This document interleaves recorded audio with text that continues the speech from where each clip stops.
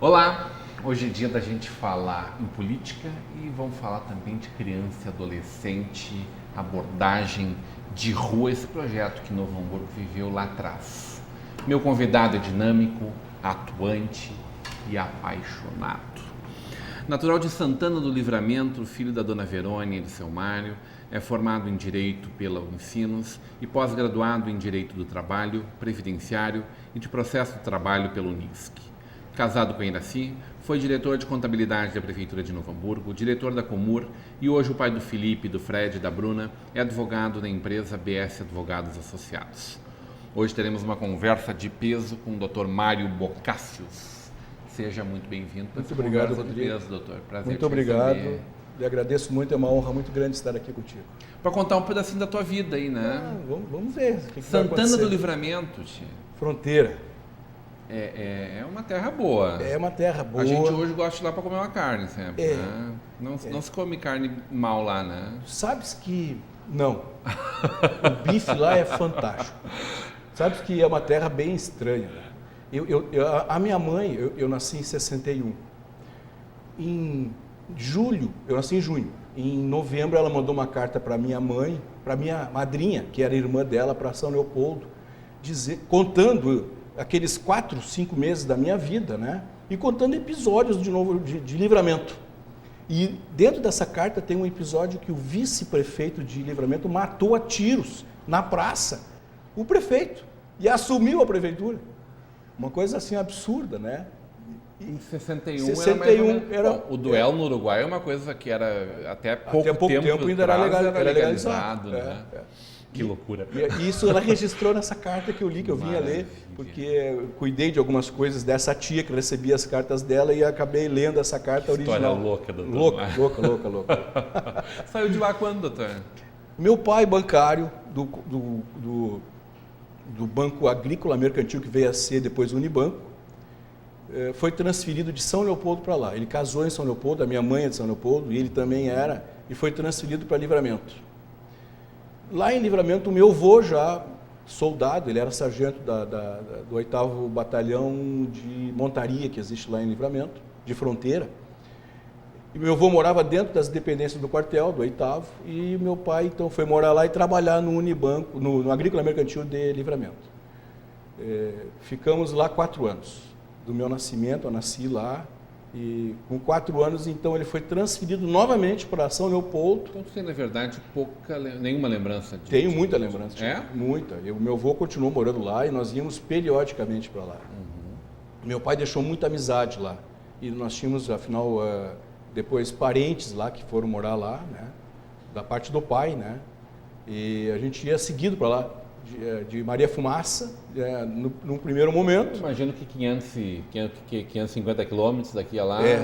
Levava naquela época eles eram bem maiores que os 550 quilômetros de hoje, né? Nós íamos até Santa Maria, fazia a baldeação e daí de Santa Maria ia a Livramento. Loucura, né? Depois de Minuano. Minuano era mais confortável, era um banquinho já de madeira, com estofadinho, né? Mas era muito interessante, era uma aventura. Eu, jovem, criança, né? Aquilo para mim era uma coisa fantástica. Era descoberta, né? E lá, por ser cavalaria, eu tive uma relação muito forte com os cavalos lá. O meu avô morava no acesso principal do quartel e nos fundos era o campo onde eles cuidavam dos animais, faziam adestramento. Eu tive uma relação primeira na minha vida, né? Tanto que desde pequeno eu dizia que eu ia ser boiadeiro, né? Eu ia montar cavalo, ia ser, né? Era a minha grande aspiração, né? Saber andar a cavalo, né? Como é que foi a infância aqui em São Leopoldo, doutor? Aqui em São Leopoldo, o meu pai adoeceu muito cedo. Ele teve um problema de saúde muito sério. E nós fomos residir no bairro Feitoria, naquela época, em 1969, 69. Era uma colônia. Tanto que vinha um ônibus de manhã para São Leopoldo e voltava o mesmo ônibus de tarde. Não tinha fluxo de transporte público, porque não era uma colônia mesmo. E nós moramos lá para facilitar, digamos assim, o tratamento médico dele. E de fato, aconteceram umas melhoras. Mas nós saímos do mundo civilizado, onde tinha água, luz e tudo, e fomos morar num sítio de meio hectare, sem luz e água de poço. Casa com chão batido. Sem nenhum tipo de estrutura assim mais melhorada, vamos dizer, né? Era um casebrão, assim, um tipo de um chalezão. Até que depois o pai foi construindo e a gente foi melhorando, aos poucos foi fazendo infraestrutura, digamos assim, né? Nós moramos lá de 69 até 78. Daí nos mudamos para um apartamento no centro de São Leopoldo. Daí. Quando já tinha luz, água, chuveiro, né? Depois tomar banho de banheira, usar aquela famosa patente nos fundos do quintal, né? A capunga. Capunga, tomar banho de banheirão. Nós tínhamos um banheirão assim de alumínio, né? Isso para quem já viveu o conforto ter que voltar? Para mim foi sensacional, né? Não, mas Na eu me época adaptei gostou? muito bem. Não, o que eu vou dizer para ti, Rodrigo? Bom, imagino que tenha muita Nós área para tínhamos- pular e brincar, né? Nós tínhamos vamos dizer assim, uma liga familiar muito grande. A minha mãe era sensacional nesse aspecto. E a nossa união de família, era eu mais 3 irmãos, a gente se fechou nesse aspecto e apostamos, aposta não é a palavra, mas investimos na saúde do nosso pai, né? Que melhorou, realmente melhorou. Ele teve um avanço assim, né, bem grande. Mas já estava aposentado por invalidez, então eu já ficava em casa. E a mãe, depois de muito velha, botou saia do São José e foi estudar e fazer magistério no São José, já com 40 anos. Fazendo o 2º grau e veio a ser professora depois pós-graduada em pedagogia aqui pela Fevale. A mãe era uma guerreira. E a minha infância foi nesse aspecto, assim, vamos dizer, de campo, de colônia, né, de fazenda. Eu fiz o meu curso fundamental na Escola Agrícola Visconde São Leopoldo, lá, que é hoje a Escola Agrícola Técnica, né? Eu aprendi ali as lidas todas de campo, que nós tínhamos todas as matérias ali que eram ligadas a campo, ao meio rural. E isso, cuidava de porco, de cavalo, de boi, de vaca, e tinha na época, uma tal de atividade, não era extracurricular, era diversificada, atividade diversificada, onde tu tinhas que te enganjar em alguma coisa fora do teu horário de trabalho. E o Colégio Agrícola tinha um projeto de jardinagem, ligado ao professor Raul Casagrande, que eu acho que até é vivo até hoje, e eu me enganjei nesse projeto. Tá? E trabalhei, eu estudava então de manhã e trabalhava com ele até de tarde. A praça onde tem a Biblioteca Municipal de São Leopoldo era um quartel, né? O quartel se transferiu, era um quartel, se transferiu para Paraná.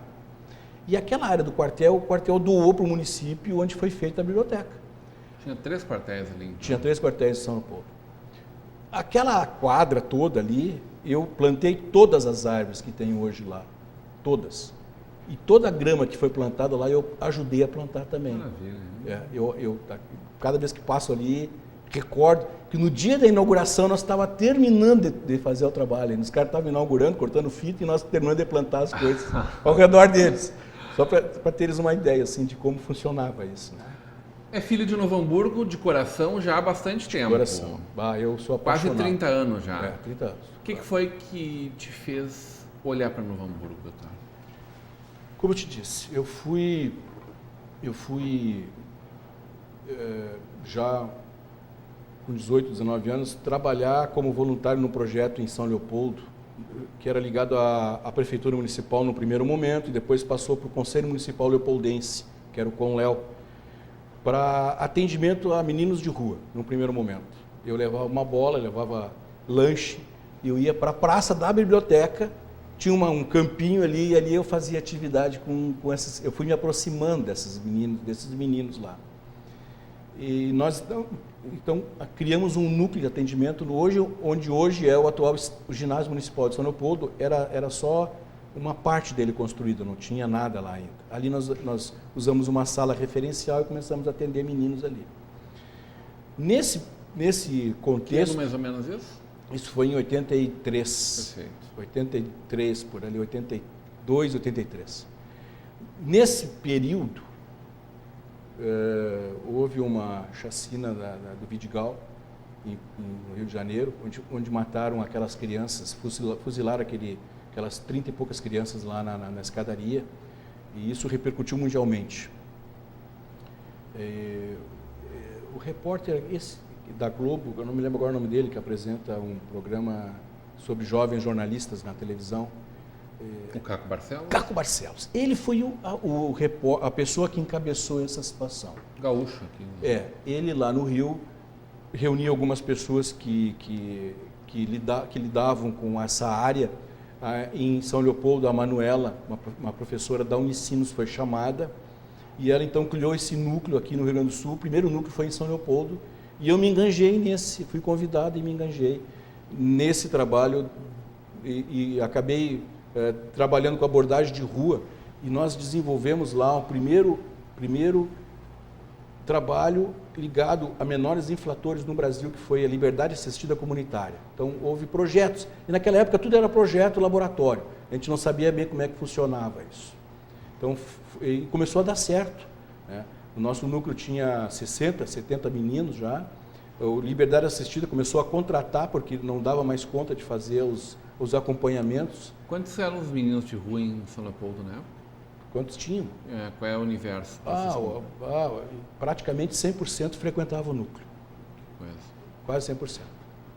E daí esse trabalho cresceu, né? A gente foi desenvolvendo ele no movimento nacional, através do Conléu, e eu fui convidado para conhecer o trabalho de Novo Hamburgo.